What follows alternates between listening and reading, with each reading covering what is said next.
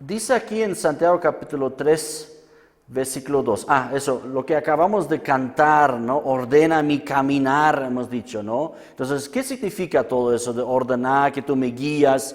Que también en este aspecto, lo que vamos a ver hoy, en esta noche, en este momento, es un aspecto muy importante, que aquí también queremos ser ordenados, queremos ser también guiados por el Señor. Amén. Y dice, porque todos ofendemos muchas veces. Si alguno no ofende en palabra, este es varón perfecto, capaz también de refrenar todo el cuerpo, ¿no? Entonces, es decir, un varón perfecto, un varón realmente crecido y maduro, podríamos hablar, llamar a una persona que es alguien que en sus palabras es también perfecto. No solamente en sus hechos, dice aquí, sino aún en sus palabras, ¿no? A veces, no, pero yo no mato a ninguna mosca, yo no he hecho nada malo, ¿no? Sí, pero tu lengua a veces deja mucho que desear, muchas veces hablas cosas que no vienen, que no debe ser así, ¿no? Entonces, el que no ofende ni siquiera con su lengua, con su boca, en sus palabras, es un varón maduro. Verso 3, por favor, hasta el 5 vamos a leer. He aquí nosotros ponemos freno en la boca de los caballos para que nos obedezcan y dirigimos así todo su cuerpo. Un pequeño freno en la boca como un anillo, ¿no? Ponemos ahí y con eso, con ese pequeño elemento en su boca dice, dirigimos todo su gran cuerpo, ¿no? Para dirigir nosotros, si decimos aquí, entonces ahí va el caballo, si decimos a este lado, ¿no? O incluso frenando, yendo más rápido, ¿no? Entonces guiamos al caballo a donde debe ir, simplemente con un pequeño elemento físico en su boca. 4. Mirad también las naves, aunque tan grandes y llevadas de impetuosos vientos, son gobernadas. Escucha bien esta palabra, son gobernadas, son dirigidas, son guiadas y ordenadas. Son gobernadas con un muy pequeño timón, por donde el que las gobierna quiere. ¿No? Aquí hace referencia a un barco enorme, a un barco de repente comercial, de comercio, de transporte, ¿no? Donde sabemos que es muy grande, pero ¿cómo se dirige? ¿Cómo tú haces que el barco vaya a una u otra dirección? Y aquí dice la palabra, reconoce en esta época con un pequeño timón. Y eso no ha cambiado hasta el día de hoy, ¿no? O sea, ¿cómo se dirige un barco enorme? Hoy día los barcos son más grandes, pero el principio de cómo se guía un barco es a través de su timón que está atrás en el barco, tiene sus nombres exactos seguramente, ¿no? Yo digo atrás, pero seguramente los militares y todos los que saben lo de los barcos saben cómo se llama exactamente, ¿no? Pero el punto es que con un pequeño elemento, con una pequeña pieza mecánica, ¿no? Un timón, un timoncito en un barco enorme, se dirige y se gobierna todo el barco. Y el que lo dirige, el capitán, el que lo gobierna todo el barco, lo hace con el movimiento del timón y dirige a dónde tiene que ir y a dónde no. Muy similar hoy día con los aviones, ¿no? Eso no sabía Santiago todavía, pero nosotros es lo mismo, ¿no? ¿Cómo se dirige un avión también tan grande y tan enorme y con tanta velocidad? Tiene, no sé si se llama timón también, ¿no? Pero tiene en el ala atrás, ¿no? También una partecita que se mueve, que le hacen la prueba antes de despegar, que se mueve todo bien perfectamente, ¿no? Entonces con este pequeño ala ahí atrás, ¿no? Vertical atrás, entonces ahí se mueve todo el avión y se dirige en los aires hacia donde tiene que volar, a donde tiene que ir. ¿Por qué todos esos ejemplos? Porque dice en el versículo 5, así, dile que está a tu lado, así también la lengua,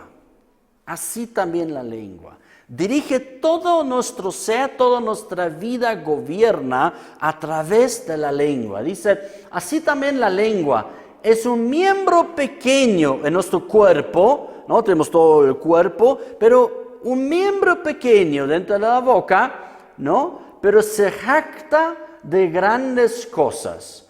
He aquí, cuán grande bosque enciende un pequeño fuego. Otro ejemplo, ¿no? Para demostrar cómo es la lengua, un miembro físico en el cuerpo humano tan pequeño, pero puede gobernar o gobierna todo nuestro ser, toda nuestra vida, todo lo que nosotros hacemos o queremos o no queremos, ¿no?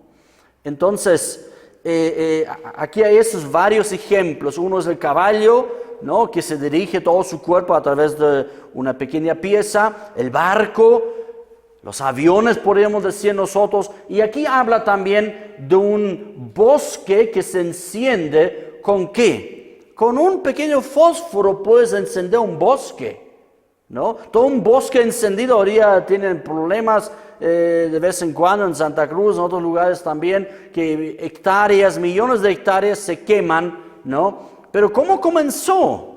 Con un pequeño fuego solamente, ¿no? Esos son los ejemplos que da la palabra de Dios para demostrar qué poderoso es la boca, qué poderosa es la boca, qué poderosa es la lengua. Leemos también el verso 9, por favor. Con la lengua, con la boca, con la lengua, con esas palabras quiere decir, con ella bendecimos al Dios y Padre. Y con ella, con la misma lengua, con la misma boca, con ella maldecimos a los hombres que están hechos a la semejanza de Dios, ¿no? Entonces, con la misma lengua, dice, observa Santiago, alabamos y bendecimos a Dios, pero con la misma lengua también maldecimos, mentimos a los hombres que están creados aquí, hechos a la semejanza de Dios. Verso 10. De una misma boca, lengua, boca, de una misma boca proceden bendición y maldición.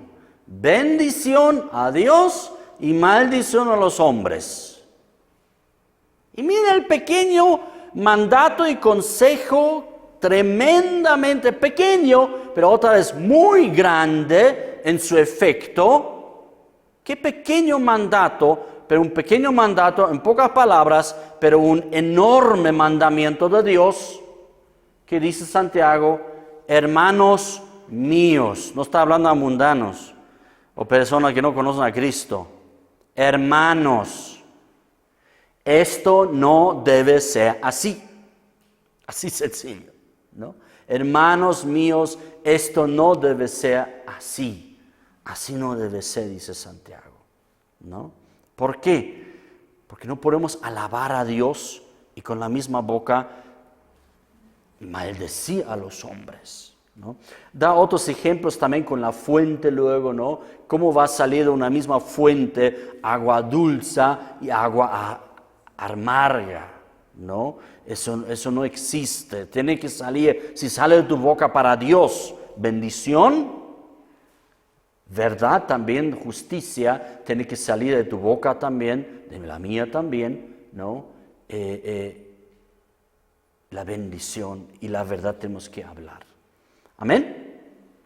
Vayamos al noveno mandamiento. Ese es nuestro tema. El noveno mandamiento, ¿no? En la publicación lo he puesto como fake news, ¿no?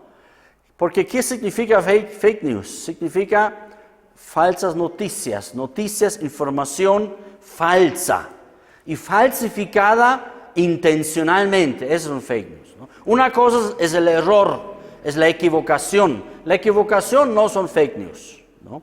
Sino intencionalmente hecho, hablando la mentira, engañando a los lectores o al público, a la población, ¿no? Esos son los fake news, son mentiras, ¿no? Por eso lo he llamado así.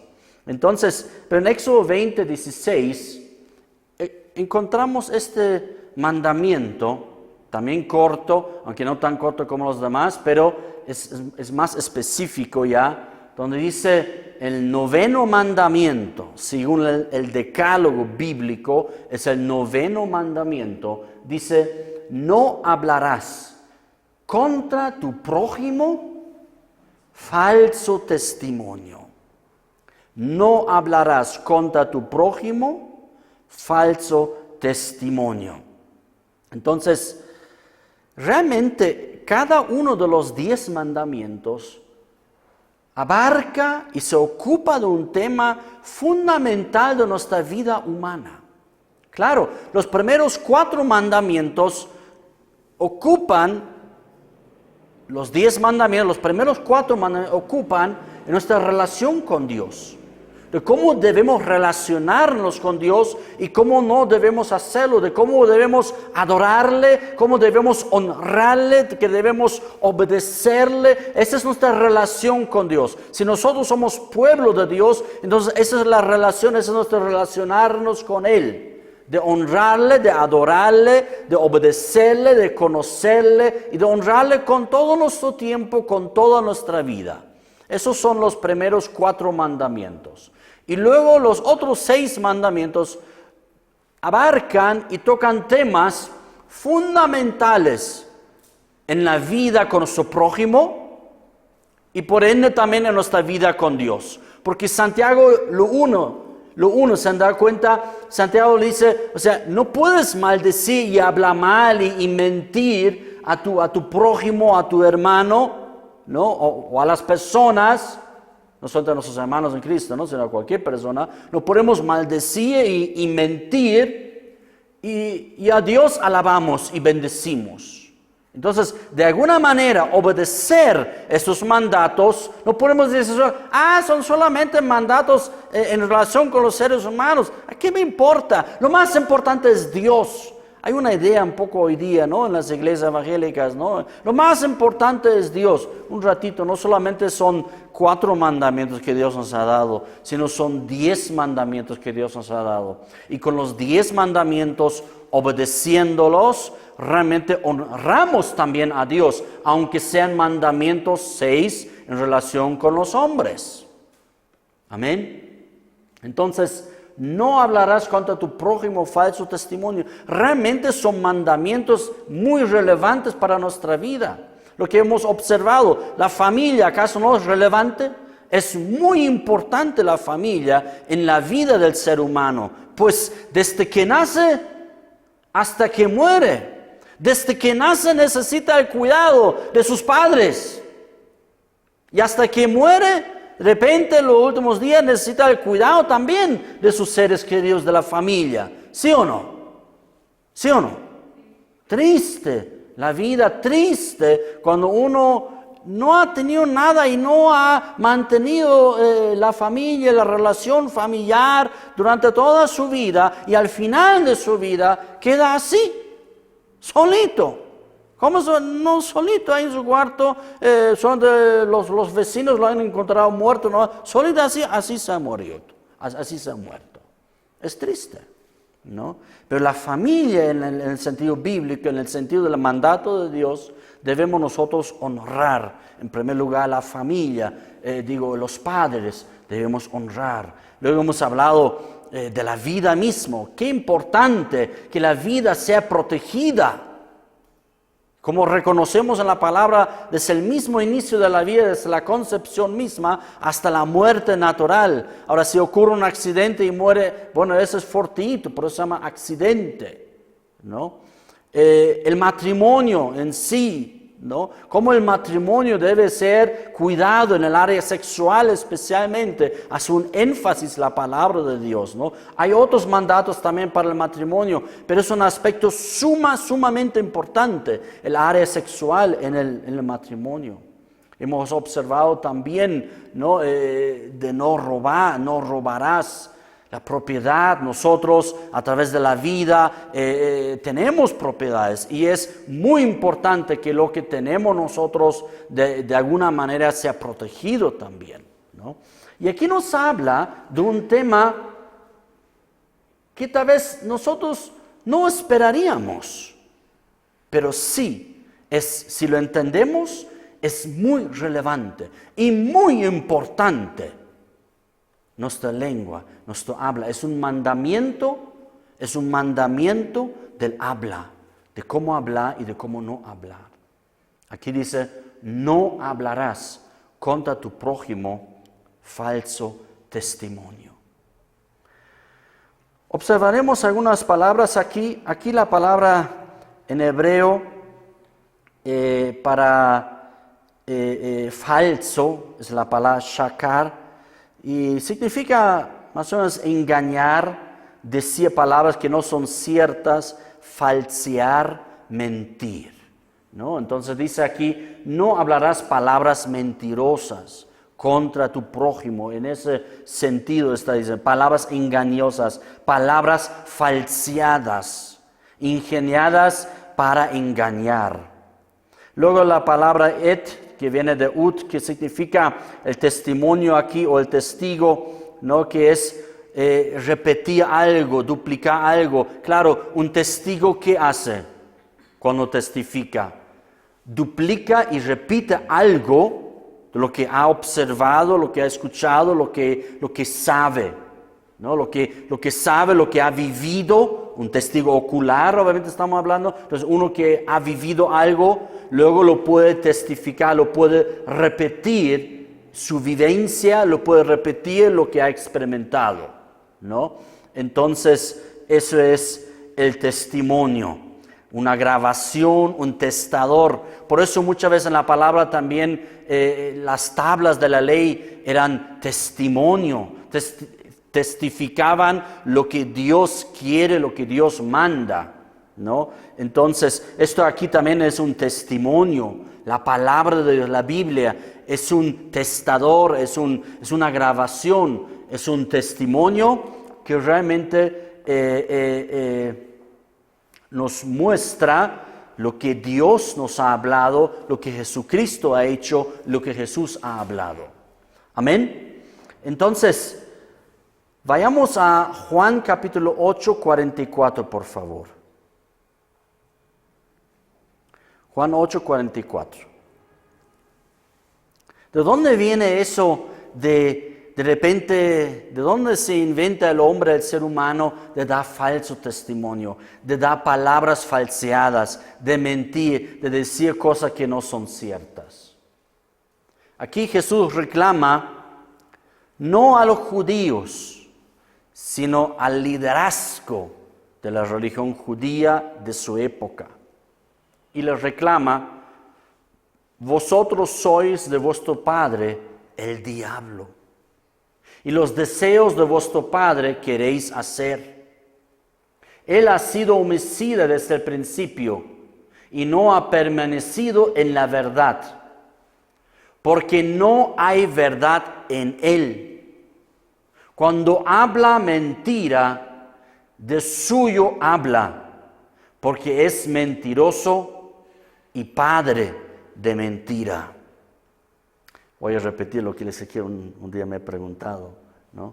Papá, ¿cómo sabemos que el diablo miente? Yo ahí, como teólogo, ¿no? Buscando a ver qué versículo puedo agarrar. Y decir cosas y no es eso, ¿no? ¿Ya qué es? Cuando abre la boca.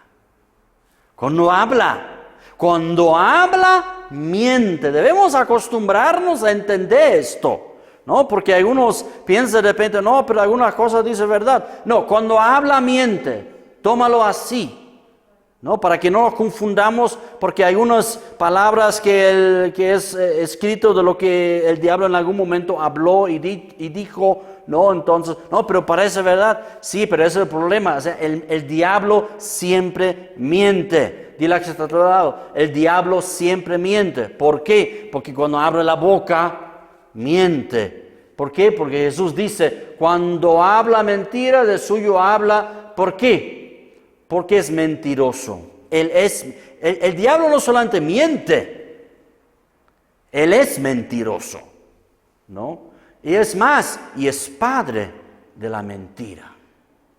¿No? Entonces, así han sido engañados incluso los primeros seres humanos. Nosotros conocemos un poco esta historia, cómo han sido engañados, cómo el diablo ha tergiversado, ¿no? las palabras. O sea, ahí necesitamos darnos cuenta, cuando el diablo habló a Eva, aparentemente dice la palabra de Dios, lo que Dios decía, pero dándonos cuenta, o sea, leyendo bien la palabra, nos damos cuenta, pero está tergiversando, está doblando la palabra, está dando la vuelta a la palabra, ¿me explico? Entonces, necesitamos entender eso. Cuando uno da vueltas a la palabra, es que ya está mintiendo, ¿no? Entonces, justamente para engañar, para estafar, para falsear algo, por eso da vueltas a las palabras. Y el diablo solo ha inventado esto. El diablo es el padre de la mentira. ¿De dónde surgen los falsos testimonios? ¿De dónde surge la falsedad de las palabras? ¿De dónde surgen los engaños en los dichos? Surgen del mismo diablo, ¿no? El diablo es el padre de la mentira, ¿no? Y aquí utiliza la palabra, es muy interesante y necesitamos entenderlo, la palabra en griego pseudos, ¿no? Directo lado, pseudos, ¿no? A veces tal vez has escuchado eso, ¿no? Pseudocientífico, ¿no? ¿Qué es un pseudocientífico? Que se dice ser científico, y eso hay muchos hoy día, se dice ser científico, pero no lo es. Hay pseudomédicos, dicen que son médicos y no lo son, ¿no? Entonces, la palabra pseudo es la mentira, es la falsedad, es lo mentiroso, es el engaño. ¿Qué es el falso testimonio? Aquí dice, no hablarás falso testimonio. ¿Qué quiere decir esto? Es que es hablar algo, un falso testimonio, para dañar. Eso es falso testimonio. Para dañar a otra persona. De decir cosas para dañar, para desprestigiar. Por eso la prédica se llama Dios protege y bendice la honra. ¿Qué es el falso testimonio? Quiere quitar y dañar esta reputación, ese testimonio de una persona, quiere falsear el testimonio, no quiere dañar a la persona, quiere dañar a la honra de la persona. Eso es hablar falsamente, eso es mentir, eso es dar vueltas a las palabras y eso es engañar. Decía algo acerca de una persona que es mentira. Decía algo, lo que llamamos nosotros la calumnia, ¿no? La acusación en un juicio es otra cosa. Tú no puedes acusar si no tienes pruebas, ¿no? Entonces, todo lo que es una acusación sin fundamento se vuelve una calumnia. Porque si no tiene base, si no hay pruebas, si no hay indicios, si no hay nada, debemos suponer que es una calumnia. No hay otra, ¿no? Entonces, el hablar falso testimonio es calumniar, es hablar para dañar, es para dañar la reputación y para quitar la honra a la persona. Hemos escuchado eso de repente, ¿no? Nos enteramos de alguna persona, algo, ¿no? Y de repente pensamos, ¿no? Y decimos, eso nunca hubiera pensado de esta persona. O sea, teníamos una cierta honra de esta persona, ¿no? Sabíamos que es una persona honrosa, pero luego nos damos cuenta no había sido así, ¿no? ¿Por qué? Porque alguien habla. Y el falso testimonio es porque habla para dañar, habla para mentir, habla para engañar. Si dice la verdad, ese ya no es falso testimonio. ¿Me explico? Aquí el 9º mandamiento prohíbe el falso testimonio, el testimonio engañoso, el testimonio calumnioso. Si hay una verdad, si una persona ha matado a alguien, no, es que el 9º mandamiento me prohíbe. No, te prohíbe mentir. pero decir la verdad se ha matado. ¿Me explico? Entonces es para dañar el falso testimonio y la mentira. Y también significa hablar falso testimonio, significa también hablar para mejorarnos a nosotros mismos. Eso también es falso testimonio. Hablar del otro mal, ¿con qué fin? Para que yo quede mejor. ¿No? Eso también es dar un falso testimonio. Eso también es la mentira. Eso también es el engaño. Es otro propósito. El uno es para dañar al otro. El otro propósito es para mejorarme a mí, para mostrarme más honroso, para mostrar quién soy. Lamentablemente, bueno, qué bueno es más bien, eso ya terminó esta época preelectoral, pero ¿cuántas cosas se han mostrado mentiras y engaños y falsos testimonios en esta época? ¿Sí o no? ¿No? El uno contra nadie se salvaba de los, como se lo llama, ¿no? De los trapos sucios. Nadie se salvaba realmente, ¿no?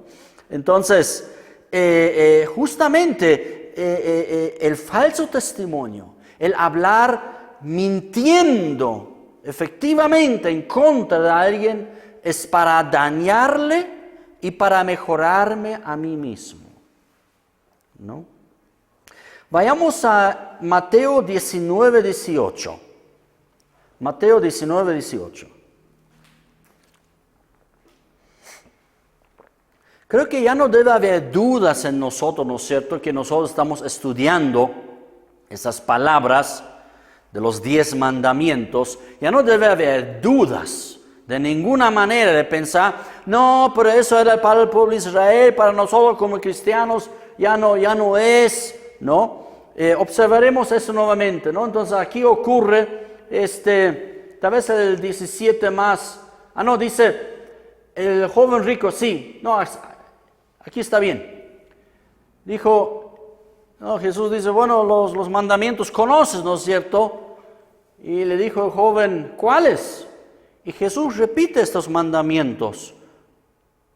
Los 6 mandamientos al respecto del ser humano y del prójimo.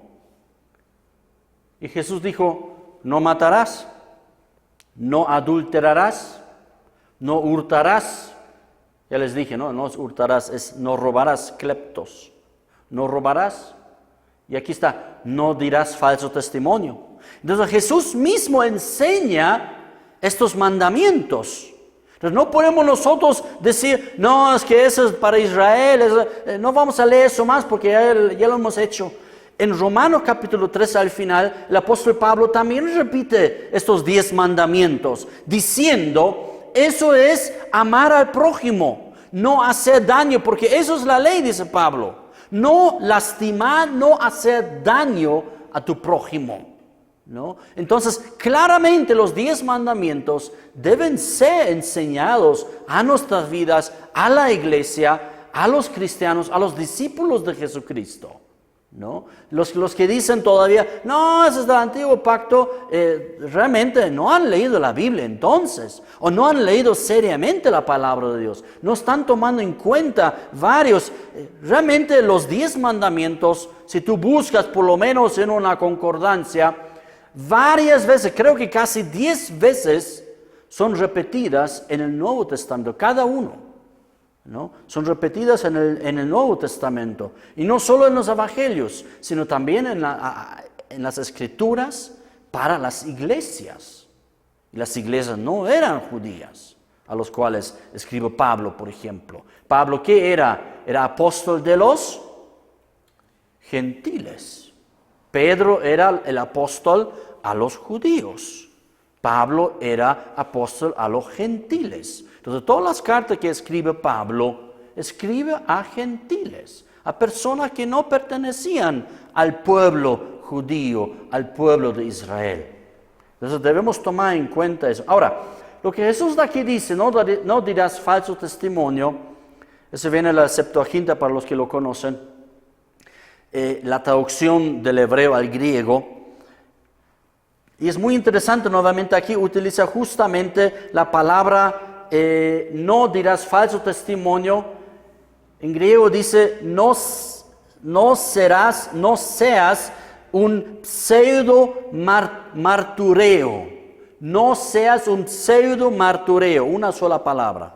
No, un pseudo martureo. ¿Qué es un pseudo martureo? Es un falso testigo. No seas un falso testigo. Eso está diciendo exactamente Jesús acá, ¿no? Observaremos Proverbios capítulo 6, verso 19, por favor. Porque necesitamos entender también en qué aspectos debemos tomar en cuenta eso del falso testimonio, el falso testigo. El falso testigo, ya hemos observado, es en alguna manera, tiene tres implicaciones el falso testimonio y donde debemos evitarlo. Lo primero que hemos observado es en el conjunto de nuestra convivencia, ¿no? Ahí debemos evitar de maldecir, de decir mentiras, engaños, falsear las palabras, ¿no? Pero en otros dos aspectos más necesitamos observar donde nosotros debemos conocer en qué aspectos debemos evitar necesariamente el falso testimonio. Proverbios 6, 19.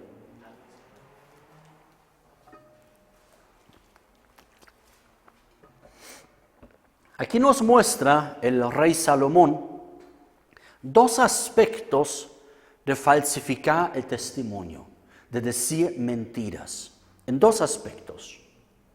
Uno, el testigo falso que habla mentiras, hace referencia en un juicio realmente. El énfasis primario, lo primero que debemos entender es, del falso testimonio, habla de un juicio legal, donde de repente los israelitas tendrían problemas en algún momento, no, me ha robado, no me ha robado. ¿Se recuerdan de las dos mujeres que de una de ellas se murió el hijo y el rey Salomón debía ahí juzgar entre ellas dos de quién es el hijo? Entonces el juez Salomón lo ha hecho muy sabiamente en ese sentido, ¿no? Para establecer cuál de esas dos mujeres dice la verdad. O sea, una de las mujeres decía la verdad, daba un buen testimonio, es mi hijo. Pero la otra mujer daba un falso testimonio, diciendo, es mi hijo cuando no lo era, sino que de ella su hijo había muerto. Entonces, en un juicio, en primer lugar, se debe hablar la verdad, no se debe hablar un falso testimonio. ¿Por qué? Porque obviamente no solamente se trata ya de la reputación en sí, que también es dañada, pero en un juicio hay más cosas que se involucran.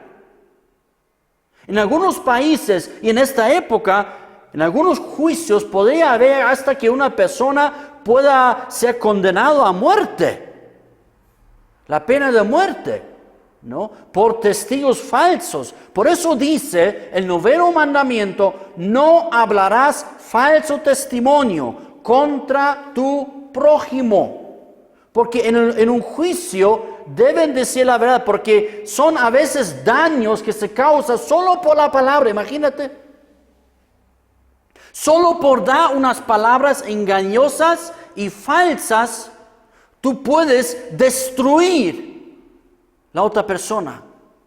¿Me hago entender? Solo con palabras, en un juicio, una persona puede destruir a la otra persona.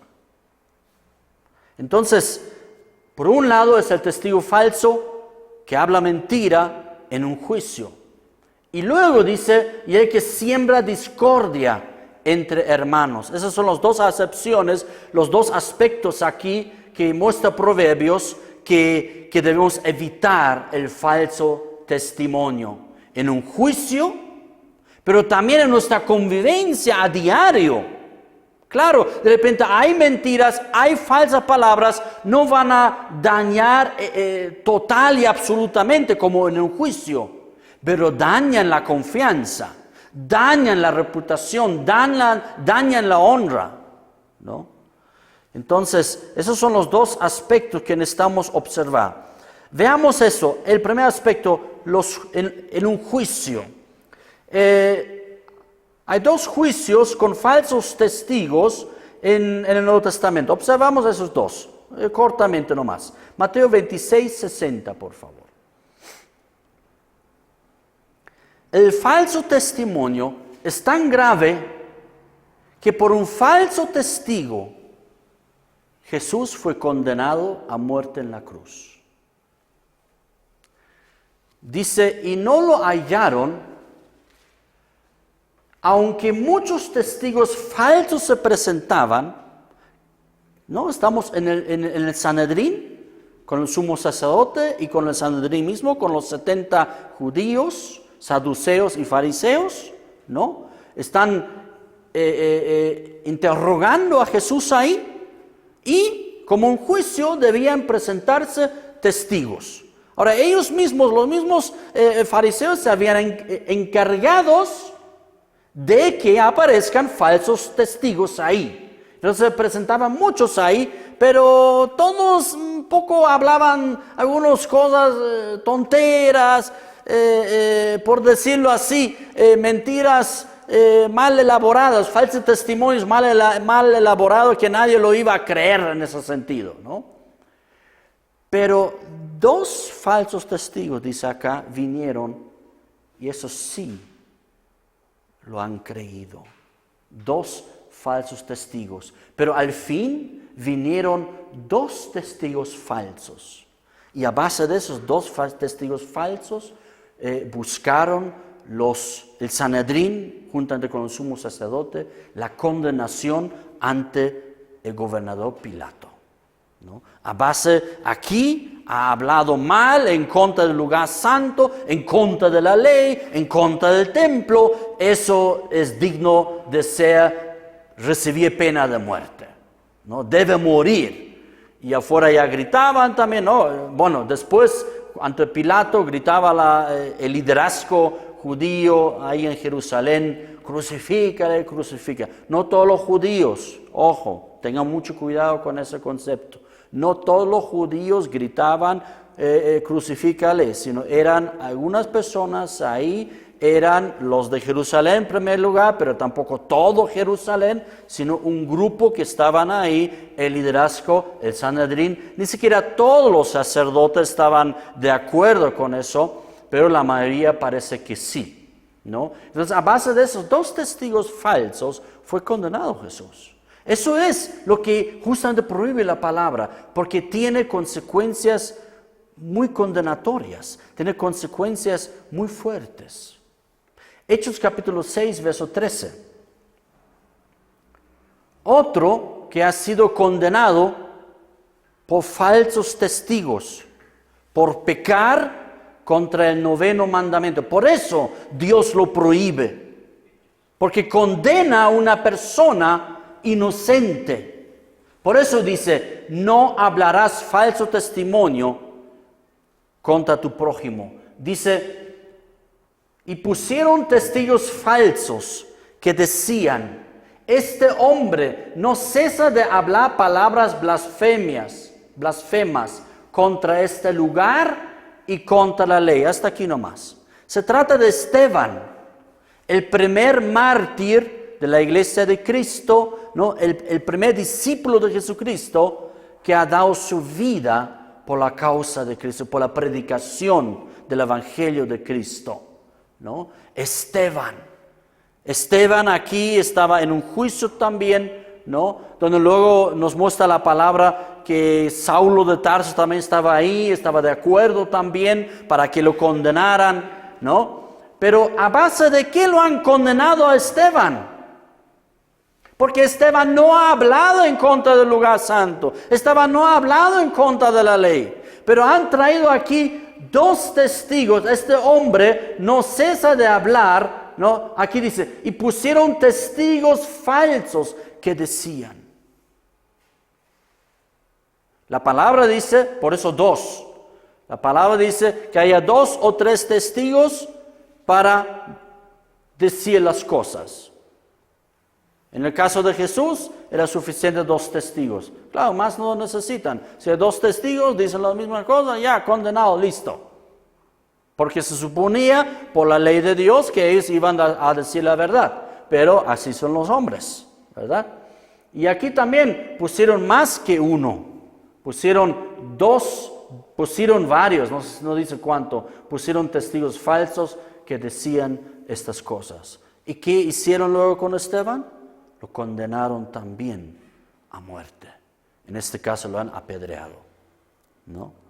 Entonces, realmente el falso testimonio, el engañar con las palabras, puede llegar a esas consecuencias condenatorias, que una persona hasta pierda la vida en esos casos. O lo metan muchos años en la cárcel, ¿no? Sabemos de historias, ¿verdad?, donde personas, hombres, a veces mujeres también, han sido condenados a condenas muy largas, a veces han sido condenados a pena de muerte y luego resulta que habían sido inocentes, pero ya no se podía rectificar, o otros han estado en la cárcel durante décadas y al final, casi al final de su vida se descubre por el ADN, por pruebas, etcétera, etcétera, que había sido inocente. ¿Y por qué lo han condenado? Bueno, porque 2 personas decían las cosas y por eso era condenado. Entonces, realmente necesitamos captar la relevancia de ese 9º mandamiento. Pablo decía, no darás falso testimonio, porque amar al prójimo es no hacerle daño. ¿Se recuerdan? Romanos capítulo 13, ¿no? Es no hacer daño. Y dar falso testimonio puede dañar y condenar a una persona o para siempre o muy fuertemente, ¿no? Segundo, Hechos 1:8, por favor. ¿En qué sentido también debemos entender, que es la tercera parte, o la tercera acepción o aspecto de donde debemos hablar la verdad? Es en Hechos 1:8. Hechos 1:8. ¿En qué sentido también debemos evitar el falso testimonio y ser más bien testigos verdaderos? En Hechos 1:8 dice, pero recibiréis poder cuando haya venido sobre vosotros el Espíritu Santo. ¿Y qué dice Jesús? Y me seréis testigos, martureos. Me seréis testigos en Jerusalén, en toda Judea, en Samaria, hasta el último de la tierra. ¿Qué clase de testigos se refiere Jesús? Obviamente, si el 9º mandamiento ya prohíbe el falso testimonio, ¿qué implica aquí necesariamente? Que podemos inventarnos historietas y cuestiones para hacer resaltar el Evangelio de Jesús, ¿o debemos ser testigos fieles y verdaderos? ¿Verdad?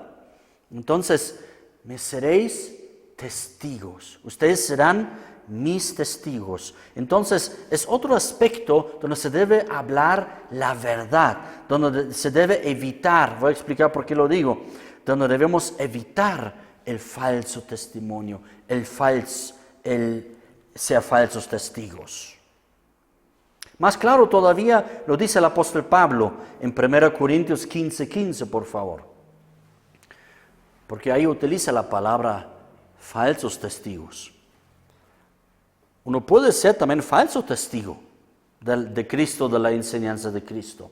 En ese sentido es un método para explicar las cosas que es... y dice Pablo, y somos hallados falsos testigos de Dios. Falsos testigos de Dios. Porque hemos testificado de Dios que Él ha resucitado a Cristo, al cual no resucitó. Si en verdad los muertos no resucitan. No vamos a leer aquí todo, ustedes pueden leer todo el capítulo 15. Aquí trata de la resurrección de Jesucristo y por ende la resurrección de todos nosotros también. ¿Y cuál era el tema? Que los corintios, algunos en la iglesia de los corintios, negaban que Jesús no había resucitado porque no hay resurrección de los muertos. Entonces Pablo desarrolla todo una apologética, todo un pensamiento desarrollado, ¿no?, de que sí Jesús ha resucitado, y muestra con esta frase aquí diciendo, porque si no resucitó, entonces somos falsos testigos de Dios. ¿Verdad? Claro. Si no ha resucitado Jesús, dice Pablo, entonces somos falsos testigos de Dios, ¿no? Porque hemos testificado, porque nuestro testimonio, en primer lugar, nuestro testimonio como testigos de Cristo. Qué bonito suena, ¿no? Testigos de Cristo. A ver, dile que está a tu lado, soy testigo de Cristo, ¿no? Testigo de Cristo. Entonces, somos testigos de Cristo, ¿no?, de todo lo que Él habla en su palabra y de todo lo que Él es como persona. Que Él ha muerto por nosotros, que Él ha resucitado y que Él va a volver un día. ¿A base de qué? A base de la grabación aquí. A base del testimonio y del testigo que representa las Sagradas Escrituras. Ahora tú dices, pero ¿cómo sé que es verdad? ¿Cómo puedes saberlo? ¿Cómo se comienza? Primero leyendo. Si quieres saber si es verdad lo que dice la Biblia, ¿qué tienes que hacer primero? Tienes que leerla. Sin leerla no vas a saber si dice la verdad o no. Tú tienes que leerla y conocer qué dice la Biblia y cómo lo dice y cómo lo explica y cómo razona la palabra de Dios. La palabra de Dios, por si acaso, mucho razona por si acaso, ¿no? Aquí Pablo, por ejemplo, no vamos a leer todo, pero Pablo aquí da razonamientos muy fuertes de por qué Jesús realmente y verdaderamente ha resucitado de entre los muertos. No ha resucitado en nuestros corazones. No ha resucitado de mentira ahí, que no había muerto a la verdad, sino que solamente está ahí y después, pero de verdad no ha resucitado. No, no es así. Otros dicen que era otro.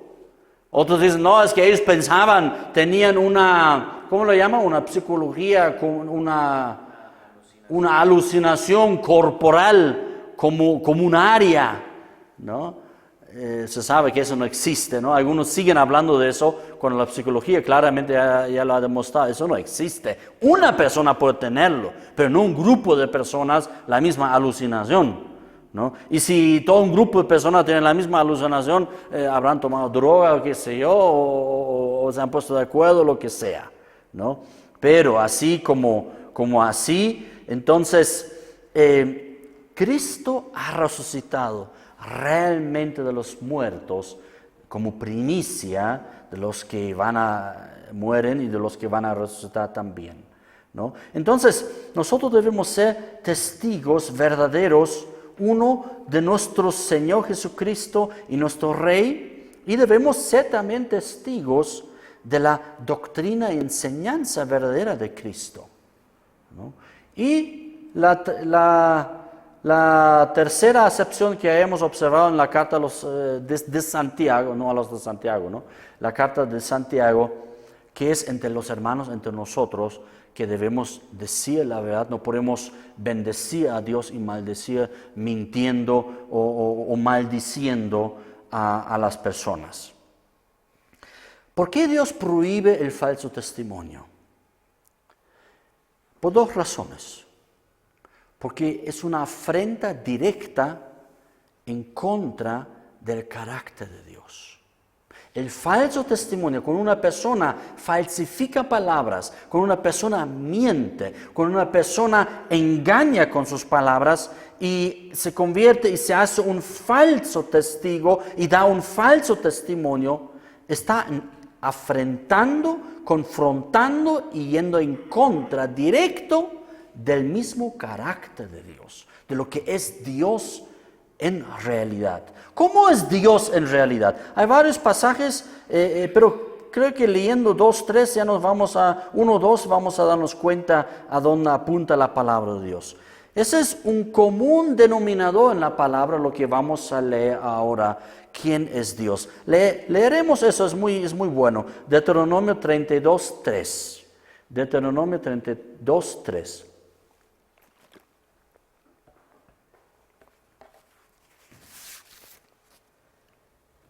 Aquí está finalizando el libro de Deuteronomio. Está finalizando el ministerio y servicio y trabajo de Moisés. Después de esas palabras que él pronuncia aquí, es su último discurso. Son sus últimas palabras de Moisés. Como las últimas palabras, ¿se recuerdan lo que decía Jesús? Y me seréis testigos. Sí, testigos también. No, pero seréis... y de hacer discípulos, ahí está, ¿no? Y de hacer discípulos, ¿no? En todas las naciones, ¿no? Entonces, aquí estamos frente a las últimas palabras de Moisés, ¿no? Y cuando Moisés ha terminado todo su discurso de la ley de Dios para el pueblo de Israel, para la nueva generación del pueblo de Israel, están a punto de entrar a la tierra prometida. Y Moisés es llevado por el Señor a un monte donde desde lejos solamente va a ver y muere Moisés ahí. Ahí termina el servicio y el trabajo de Moisés. Entonces, esas son las últimas palabras que él menciona. ¿Y cómo las menciona? ¿Y cómo realmente, cuáles son sus palabras? ¿Qué es lo más importante para Moisés? Es demostrar el santísimo carácter de Dios. ¿Y cómo es? Porque el nombre de Jehová proclamaré, dice Moisés. Engrandeced al pueblo, engrandeced a nuestro Dios. Eso es lo que hay que hacer. Yo debo proclamar el nombre de Jehová y debo engrandecer. Todos nosotros debemos engrandecer a Dios. ¿De qué manera? Verso 4.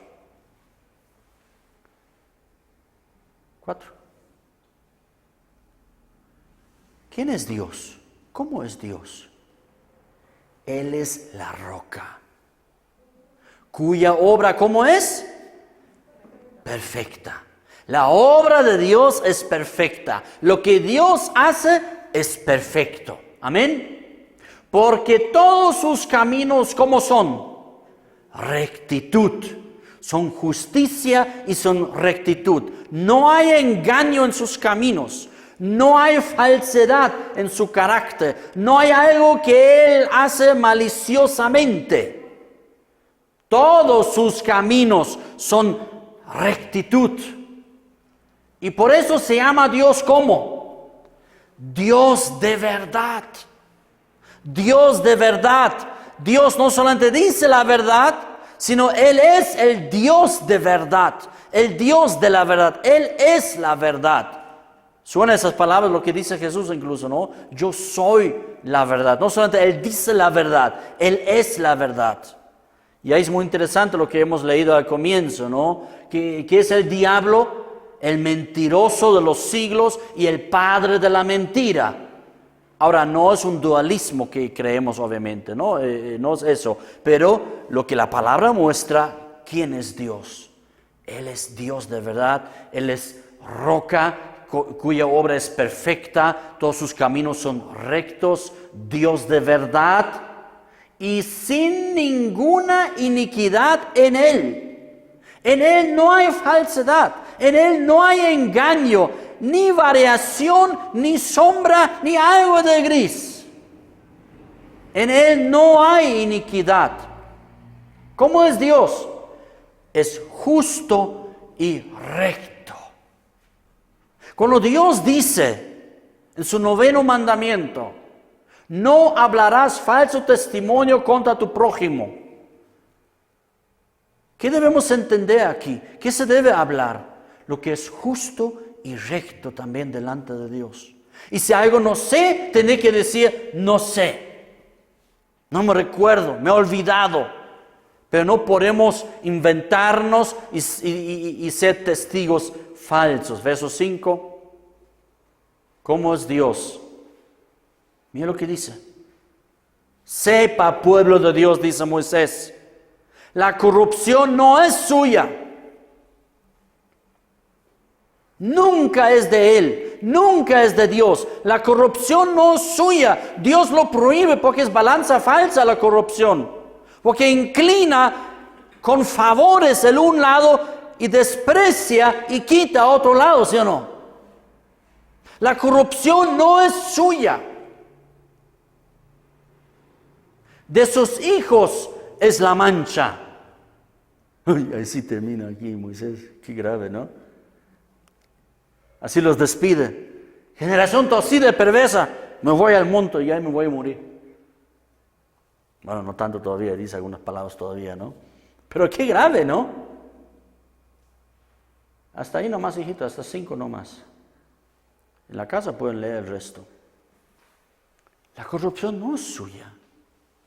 Si los hombres se engañan, eso pesa sobre ellos mismos. Pero Dios no engaña. Dios no miente. En Dios no hay injusticia. En Dios ni siquiera hay infidelidad. Amén. Jesús dice, no vamos a leer porque conocemos esto ya. Jesús dice, Él es la verdad en Juan 14. Yo soy la verdad. Y también, eso sí, Juan 16, 13. ¿Cómo es el Espíritu Santo? El Espíritu Santo igualmente ama la verdad. Es decir, el falso testimonio afrenta, va en contra mismo del carácter de Dios. Va en contra del mismo Dios, de nuestro Dios, del Dios creador, porque en Dios no hay corrupción, en Dios no hay iniquidad, en Dios no hay mentira, en Dios no hay fabulación, en Dios no hay engaño. Por eso, a base del mismo carácter de Dios, son los 10 mandamientos, porque Dios es Dios de verdad, y los hijos de Dios deben decir la verdad. Amén. Pero cuando venga el Espíritu de verdad, Él os guiará. ¿A dónde? Si es el Espíritu de verdad, ¿a dónde va a guiar? A toda la verdad. Él os guiará a toda la verdad, porque no hablará por su propia cuenta, sino que hablará todo lo que... ¿Qué? ¿Cómo testifica Dios? Es un poquito aquí esa charla, ¿no? ¿Cómo testifica Dios el Padre al Espíritu Santo? Puro testimonios verdaderos. Solo eso entrega al Espíritu Santo. Porque hablará todo lo que oyere. Y el que habla no va a mentir. Por eso también el Espíritu Santo es el Espíritu de verdad y hablará y guiará a toda la verdad. Y os hará saber todas las cosas que habrán de venir.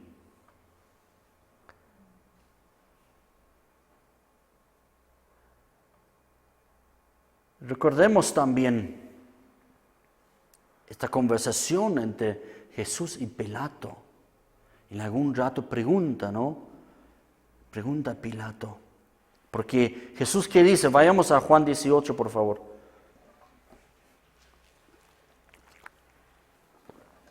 Juan 18, 37.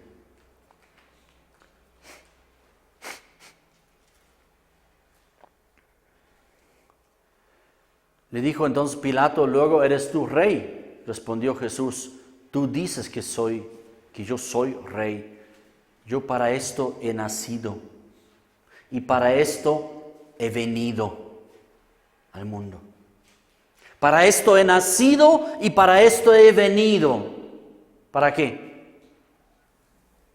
Para ser un testigo verdadero. O sea, Jesús aquí mismo obedece el 9º mandamiento. Jesús mismo se somete al 9º mandamiento. De que para esto he venido, para dar un verdadero testimonio, para ser un testigo de la verdad, para testimonio a la verdad. Para esto he nacido y para esto he venido.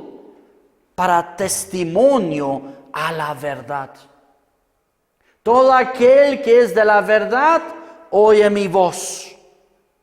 Jesús nunca mintió, nunca dio un falso testimonio. Todo lo que Él habla y habló es pura verdad, porque Él es la verdad.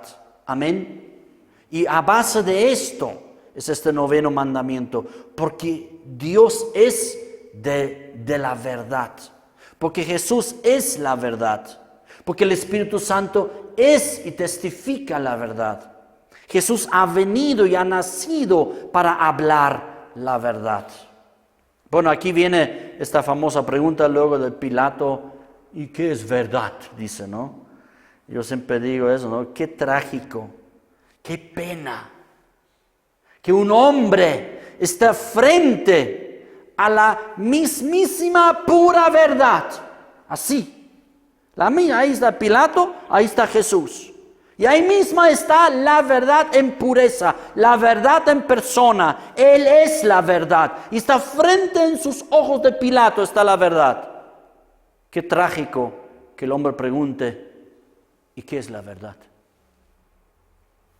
¿Qué es la verdad? Está enfrente suya. 2 Corintios 2:17. ¿Cómo tiene que ser nuestro testimonio? ¿Cómo debemos nosotros hablar? Por un lado, si nos encontramos en un juicio como discípulos de Cristo, como hijos de Dios, en un juicio,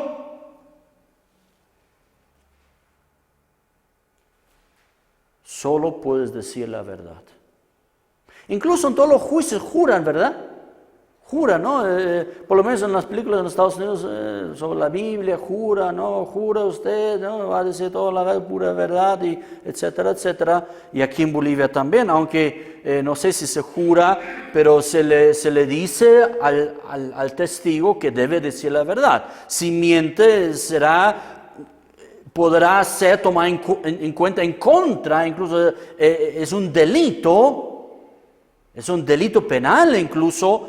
En Bolivia, ¿no es cierto? Es un delito penal, ¿no? De decir, de defraudar en palabras y de decir cosas en un testimonio, en un juicio, de ser un testigo falso.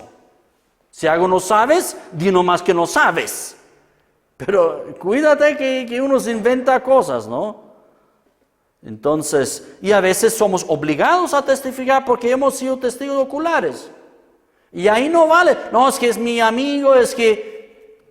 Creo que la única excepción es que no puedes testificar contra tu hijo y contra los padres, creo, ¿no?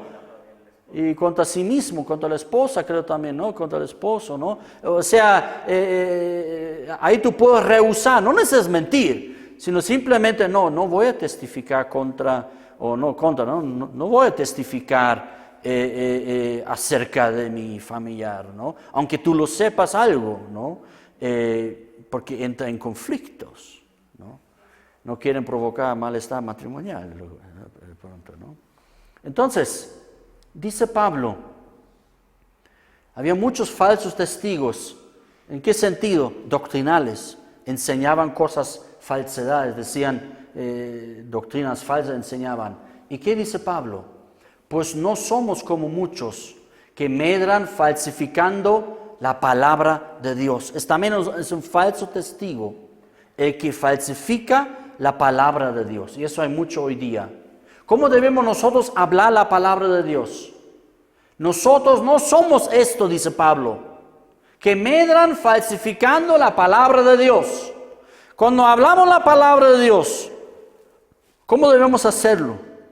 De verdad y esforzadamente, averiguando, leyendo, estudiando y viendo muy bien todo asunto, para que no estemos ahí dando un falso testimonio acerca de Dios. ¿Cómo debemos hablar cuando hablamos de la palabra de Dios y de Dios? Con sinceridad. Así debemos hablar, con sinceridad, como de parte de Dios. ¿Por qué? Porque Dios es el Dios de la verdad, como de parte de Dios. Porque en Dios no hay engaño, porque en Dios no hay estafa, porque en Dios no hay mentira. Por eso, con sinceridad debemos hablar como de parte de Dios y delante de Dios. Hablamos en Cristo. Amén. No podemos nosotros mentir en favor del Evangelio. Uno escucha esto hoy día, hay testimonios hoy día, hay palabras de algunas personas, hay cuentitos o cuentos de alguna persona, ¿no? Cuando me pasó eso y después uno, oye, no, estaba ahí para animar a la gente. ¿Qué? ¿Para animar a la gente? ¿Con una cosa inventada? ¿Está diciendo con una mentira? No, es que no es mentira, es que engrandece a Dios. ¿Tú crees que la mentira engrandece a Dios?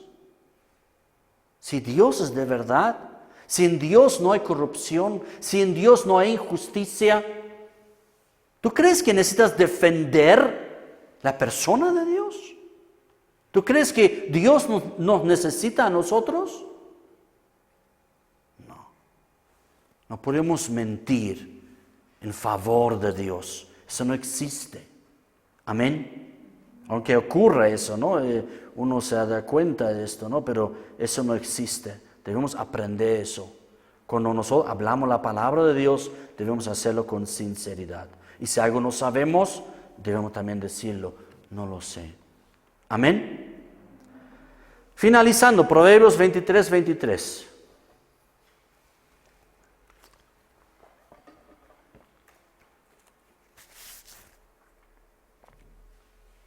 Mira lo que nos recomienda la palabra de Dios. Es una recomendación muy interesante. Y habla como, la Biblia habla mucho, como lo que hemos observado, ¿no? De los negocios, del trabajo, del dinero, de la propiedad, de no robar. Aquí hace una pequeña comparación de un negocio y hace la comparación con la verdad. Dice, compra la verdad. Obviamente no se puede pagar con plata, ¿no? Pero esa es la ilustración. Compra la verdad. Si quieres comprarte algo, compra la verdad. Y cuando la tengas, cuando la has entendido y cuando la hablas, nunca la vendas. Qué interesante, ¿no? Compra la verdad, mas no la vendas. En otras palabras, la verdad no es negociable. Eso quiere decir lo que decimos nosotros. La verdad no es negociable. Porque solo la puedes comprar, solamente la puedes adquirir, pero nunca la debes vender. ¿Y qué significa vender la verdad? La corrupción. Que un poco de plata por un favor, por uno de esto, por uno de otro. Hemos vendido la verdad.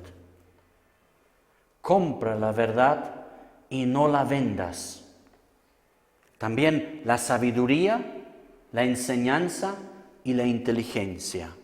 En primer lugar está la verdad. Adquiérela, búscala. Obviamente no me preguntes después, ¿y pasó? ¿Dónde puedo comprarla? ¿En qué tienda? No hay tienda, solamente en Cristo la puedes encontrar. ¿No? Entonces, conociéndole a Él y obedeciéndole a Él, entonces ahí tú adquieres la verdad y nunca la vendas. Lo mismo, también adquiere sabiduría, adquiere enseñanza. Es lo más importante que nosotros podemos recibir en el reino de Dios, la enseñanza de la palabra de Dios y la inteligencia en Cristo. Todo eso encontramos en Dios y en su palabra. Amén.